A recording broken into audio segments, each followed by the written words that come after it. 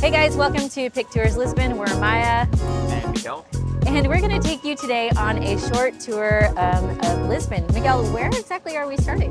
Well, right now we're in Rossio Square, and we like to start our tours, most of our tours here, because it's a very centralized place in Lisbon, and it's very well connected with train stations, like Rossio train station. You have access to the Avenida da Liberdade, and so yeah, from here, this point, basically we can reach any place in Lisbon, Seven Hills.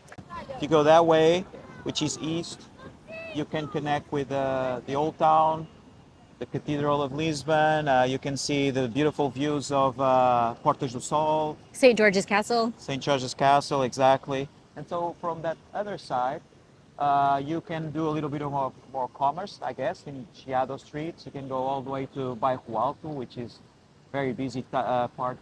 And you have the Bica elevator. You have beautiful views from either side. But um, what we wanted to explain today for you guys to have a little more understanding is that each mountain is its own challenge. And basically, you really, in my experience, we we really need to have a nice strategy. Otherwise, you're going to end up really tired. So, starting in downtown, going in direction of Terreiro do Passo to the busiest street, it's called Augusta, and then we'll see what we can do from there, right? Cool. Okay. So you're already walking down the Augusta street. It's a beautiful sunny day. It was the first. It's one of the first sunny days. We're not surprised that it's super busy. Everybody wants to be outside, and so what can we say about the downtown, Maya? The Augusta Street, which is the main street where we are right now. Well, like any city, for example, you have your main walking street where there's usually shopping, and in the past, of course, it's where you had it's like a high street, right? Like just like high Yeah. streets in UK. Here, you would have had places where you would buy clothing, where you would buy food. So now it's just actually full of restaurants.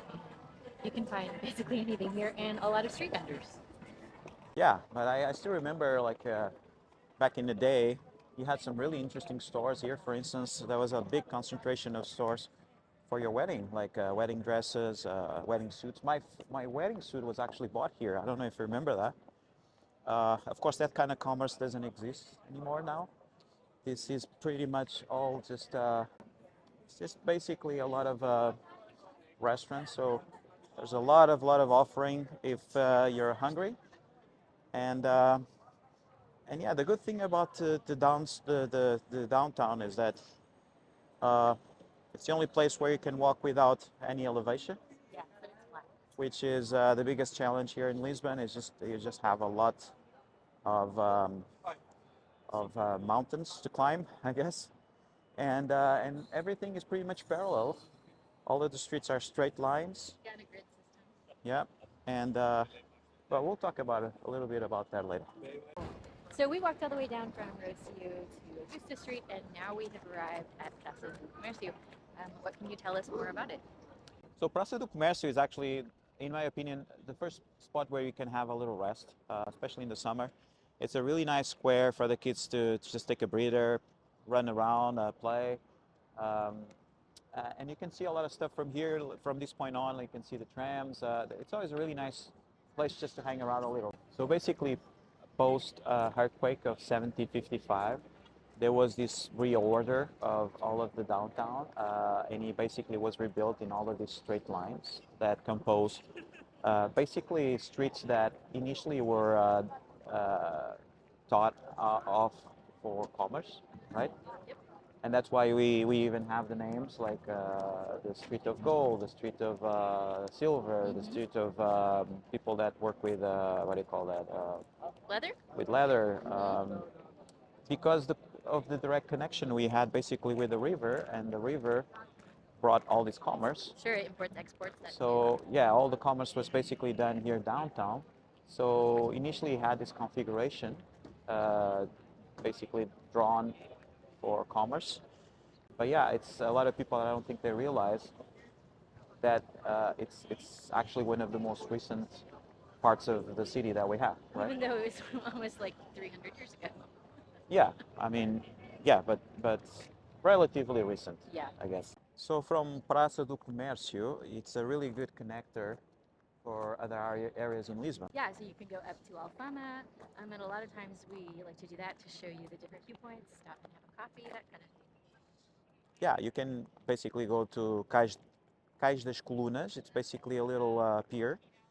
It's been used from time immemorial. Basically faces the river. Yeah, It's in the summer. It's always a good place to be because it's really fresh. Feels fresher. cool, you mean? Feels cooler, Yeah. I guess. And yeah, it's just a really good connecting spot for other locations. Okay, so one thing we like to say is just start slowly, build your way into this city. Get lost in the streets, because you will.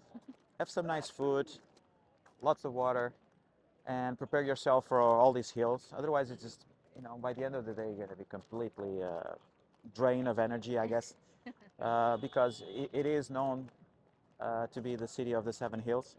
So yeah, just take that in consideration. You can do it in a fun way without getting super tired, and take advantage of all these little things that you can find in each part of the city. So thanks for joining us for our short little video to introduce a little bit of Lisbon, and we will see you next time.